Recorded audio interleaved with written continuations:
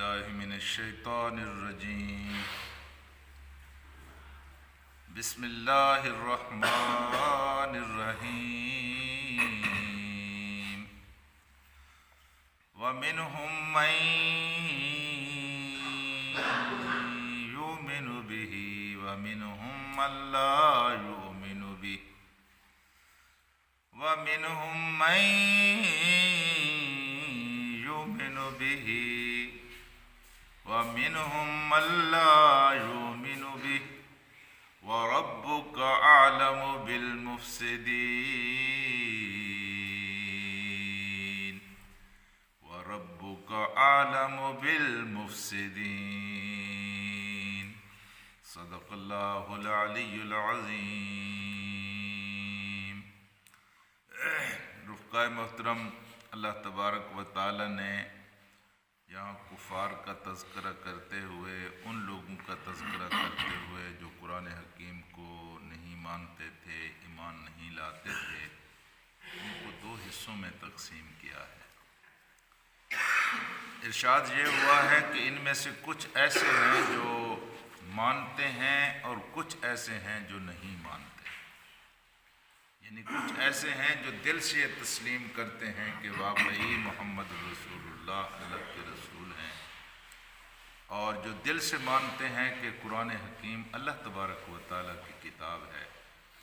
اللہ کا قرآن کہتا ہے یعرفونہم کما یعرفون ابناءہم، وہ اس طرح آپ کو جانتے ہیں جس طرح کہ لوگ اپنے بیٹوں کو جانتے ہیں، وہ اس طرح جانتے ہیں.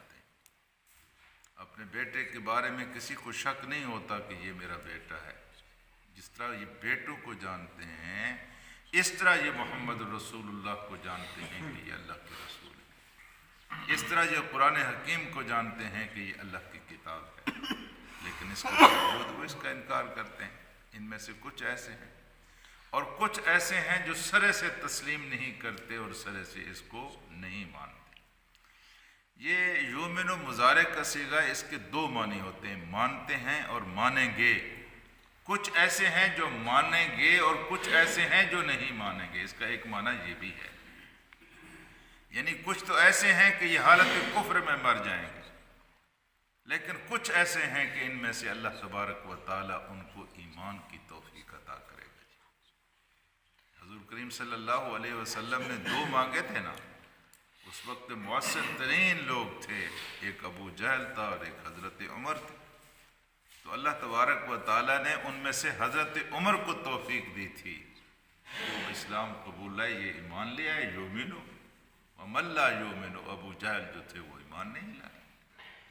تو کچھ ایسے ہیں جو ایمان لے آئیں گے اور کچھ ایسے ہیں جو ایمان نہیں لے آئیں گے. یہ اللہ تبارک و تعالیٰ نے ان کے اندر تفریق اور تقسیم پیدا کر دی گئی. اگرچہ اس کے پہلے مخاطب تو مکے کے لوگ تھے، لیکن بعد میں بھی یہی کیفیت ہے. کچھ ایسے ہیں جو اپنی حالت کو بدلتے ہیں اور کچھ ایسے ہیں جو اپنی حالت کو نہیں بدلتے. جی، اللہ تبارک و تعالیٰ کا قرآن محمد رسول اللہ صلی اللہ علیہ وسلم جب پڑھا کرتے تھے تو لوگ چھپ چھپ کر سنا کرتے تھے. اس میں وہ لذت تھی، وہ چاشنی تھی، وہ محبت، یعنی چھپ چھپ کر اللہ کے رسول کریم صلی اللہ علیہ وسلم سے یہ قرآن سنا کرتے. حضرت ابوبکر صدیق رضی اللہ تعالی عنہ جب قرآن پڑھا کرتے تھے تو مکہ کے لوگوں نے دو شکایتیں آ کر کی تھیں اللہ کے رسول سے کہ یا رسول اللہ، اے محمد رسول اللہ، آپ کے ساتھی جو ہیں یہ قرآن پڑھتے ہیں تو آپ ان سے کہیں کہ یا یہ قرآن رات کو پڑھا کریں یا پھر اپنے گھر کے اندر پڑھا کریں. یہ بہر قرآن نہ پڑھا کریں. کیوں نہ پڑھا کریں؟ یہ اس لیے نہ پڑھا کریں کہ جب یہ قرآن پڑھتے ہیں تو ان کے قرآن پڑھنے سے ہمارے بچے بھی متاثر ہوتے ہیں اور ہماری عورتیں بھی متاثر ہوتی ہیں. کیونکہ حضرت صدیق اکبر جب قرآن پڑھتے تھے تو ان کے بارے میں کہا لا یملک عینیہ اذا قرئ القرآن، کہ جب ان کے سامنے قرآن پڑھا جاتا تھا تو ان کو اپنی آنکھوں کے اوپر کنٹرول نہیں رہتا تھا. ایسا سوز تھا، ایسا گداز تھا. جب وہ قرآن پڑھتے تھے تو ان کی آنکھوں سے آنسو بہنے لگتے تھے. تو یہ یعنی یہ کوئی صرف کہنے کی بات نہیں ہے، فی الواقع اس کا اتنا اثر ہوا تھا کہ مکے کے ایک کونے سے لے کر مکے کے دوسرے کونے تک لوگ آپ کے مخالف بن گئے تھے، اور یہ مسئلہ اس حد تک بڑھ گیا تھا کہ مکے کے کسی آدمی نے کہا کہ صدیق، میں دیکھتا ہوں کہ سارے لوگ آپ کے مخالف بن گئے ہیں قرآن پڑھنے کی وجہ سے، اور مجھے خطرہ ہے کہ کہیں یہ آپ کو نقصان نہ پہنچائیں، لہذا میں تمہیں اپنی پناہ میں لیتا ہوں۔ تو اس نے اعلان کر دیا کہ صدیق اکبر میری پناہ میں ہے، کوئی ان کی طرف ہاتھ نہیں اٹھائے گا۔ اور وہ پناہ میں آ گئے۔ وہاں کا ایک رسم تھا، روایت تھا، جب کسی کی پناہ میں کوئی آ جاتا تھا تو ایک تحفظ اس کو حاصل ہو جاتا تھا، لیکن پناہ دینے والے کے اوپر دباؤ اتنا بڑا، پریشر اتنا بڑھا کہ ایک دن اس نے صدیق اکبر سے کہا، صدیق تم تو قرآن پڑھنے سے باز نہیں آتے اور میرے اوپر دباؤ بڑھ رہا ہے، لہذا میں اپنی پناہ واپس لیتا ہوں، مجھ سے یہ بوجھ برداشت نہیں ہوتا۔ تو صدیق اکبر نے وہاں بڑے تاریخی الفاظ ارشاد فرمائے۔ آپ نے فرمایا، مجھے تیرے پناہ کی نہ پہلے ضرورت تھی نہ اب ضرورت ہے، مجھے پناہ دینے والا میرا اللہ ہے، میں قرآن پڑھنے سے باز نہیں آؤں گا۔ اور قرآن پھر وہ پڑھتے رہے، سو پڑھتے رہے۔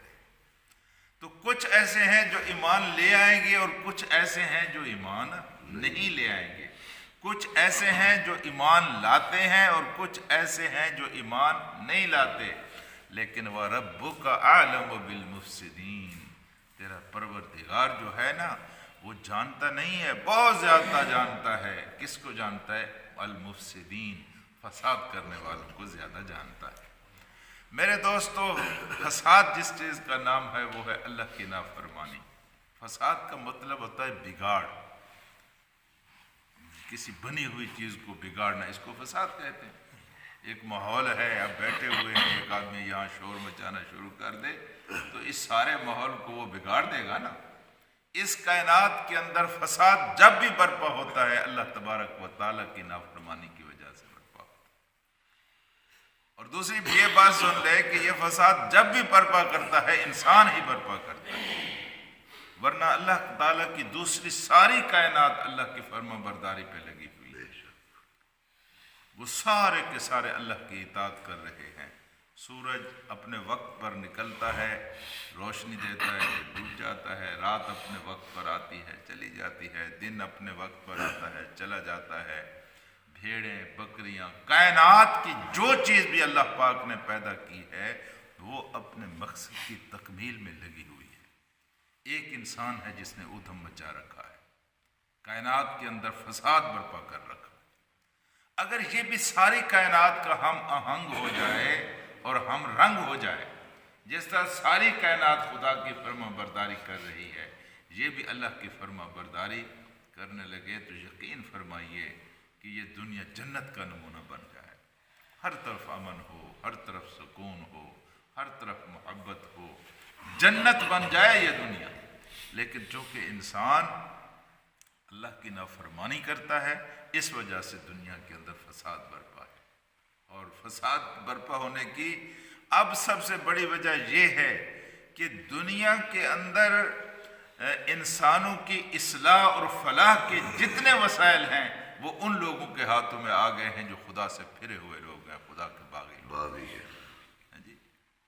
یعنی جو وسائل انسان کی فلاح کے لیے، اس کی ترقی کے لیے، اس کے سکون کے لیے استعمال کرنے چاہیے تھے یا ہونے چاہیے تھے، وہ ان ظالموں نے انسان کی بربادی کے لیے، اسلحوں پر اسلحے اکٹھے ہو رہے انسان کو برباد کرنے کے لیے، ہاں جی۔ تو سارے وسائل وہاں لگ رہے ہیں اور انسان کی فلاح و بہبود کا کوئی منصوبہ کسی کے پاس نہیں ہے، یہ اس لیے کہ وہ خدا سے پھرے ہوئے لوگ۔ اللہم صلی علی سیدنا و مولانا محمد